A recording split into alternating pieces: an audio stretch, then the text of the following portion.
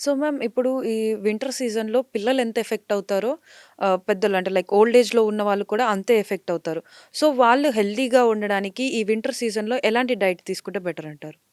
So, ముఖ్యంగా ఏంటంటే అండి, ఈ వింటర్ సీజన్‌లో చాలా వరకు ఈ ఇమ్యూనిటీ మనకి మెయిన్ ఎక్కువగా ఎఫెక్ట్ అయ్యేది ఇమ్యూనిటీ. హ్మ్. సో, అందువల్ల ఇమ్యూనిటీ ఒకటి మనకి కోల్డ్, కాఫ్, వైరల్ ఫీవర్స్ రాకుండా ఉండడానికి అండ్ స్కిన్ మాయిశ్చర్ ఉండడానికి, డీహైడ్రేట్ అవ్వకుండా, ఈ డ్రైనెస్ రాకుండా ఉండాలి కాబట్టి మన ఆహారంలో ముఖ్యంగా ఏంటంటే ఈ ఈ టైంలో మనం చాలా వరకు వార్మ్‌నెస్‌గా ఉండే ఫుడ్స్‌ని అంటే పిల్లల్లో ముఖ్యంగా ఈ చల్లటి కోల్డ్ వాటర్స్ లేతే ఫ్రీజర్‌లో పెట్టిన వాటర్స్ కానీ, లేతే కూల్ డ్రింక్స్, సాఫ్ట్ డ్రింక్స్, ఎక్కువ స్వీట్స్, చాక్లేట్స్ లేతే ఔట్‌సైడ్ ఫుడ్స్ చాలా వరకు ఓపెన్‌గా ఉన్నవి, హ్మ్. వాతావరణం కాబట్టి తొందరగా ఫంగస్ వచ్చే ఛాన్సెస్ ఉంటది.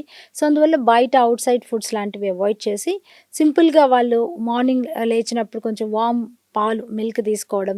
తర్వాత బ్రేక్‌ఫాస్ట్‌లో గూడా చాలా వరకు ఎక్కువగా మన బాడీకేంటంటే ఈ సీరియల్స్ ఉంటాయి గదా! లైక్ మిల్లెట్స్ లాంటివి, హ్మ్. లైక్ జొన్నలు, రాగులు, సజ్జలు వీటితో తయారు చేసిన జొన్న రొట్టె మనకెక్కువగా ఈ సీజన్‌లో గూడా ఎక్కువ దొరుకుతాయి ఇవి. హ్మ్. సో, అందువల్ల వీటిని ఎక్కువగా మనం ట్రెడిషనల్ ఫుడ్స్ కాబట్టి ఇవి ఇంక్లూడ్ చేసుకోవచ్చు. అంటే రెగ్యులర్‌గా ఉండే ఈ పూరి ఇలాంటివేంటంటే ఈ టైంలో మనకి వింటర్‌లో ఏంటంటే డైజెషన్ గూడా స్లో ఉంటుంది. హ్మ్. మెటబాలిజం కొంచెం స్లో ఉంటుంది గాబట్టి మనకేదైనా తిన్నా గూడా వెంటనే అది అరగదు. దాంతో ఏమవుతదంటే మనం చాలా డ్రౌజీగా ఉండడం, ఆ యాక్టివ్‌నెస్ అన్నది లేకుండా ఉంటది. ఎప్పుడైతే హెవీ ఫుడ్స్ తింటే. హ్మ్. సో, అందువల్ల మనకి బాడీ గూడా లైట్‌గా ఉండాలి. You should have that full energy ఉండాలి అనంటే, యూ షుడ్ హావ్ దట్ సింపుల్‌గా, ఈజీగా అరిగే ఫుడ్స్ లాంటివి ఇంక్లూడ్ చేసుకోవాలి. సో, బ్రేక్‌ఫాస్ట్‌లో అలాంటివి తీసుకోవడం అండ్ ఫ్రూట్స్ ఎక్కువగా పిల్లల్లో ఏంటంటే, ఈ సీజన్‌లో మనకి దానిమ్మ దొరుకుతది, ఉసిరికాయలు దొరుకుతాయి అండ్ ఆల్సో జామకాయలు అంటే all these are vitamin C. Hmm. So, మనకి నేచర్ గూడా మన సీజనల్ తగ్గట్టుగా మనకి ఫ్రూట్స్ ఇస్తూ ఉంటది.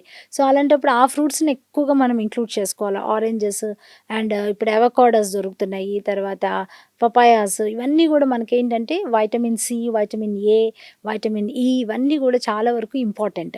సో, ఇవి ఇంక్లూడ్ అయ్యేలాగా మనమేమి మన out of the way foods కాకుండా ఈ సింపుల్ ఫుడ్స్ కనుక మనం ఇంక్లూడ్ చేసుకుంటే చాలా వరకు మనకి సీజనల్‌కి కావాల్సిన ఎలాంటి ఇన్ఫెక్షన్స్ రాకుండా ఉంటుంది.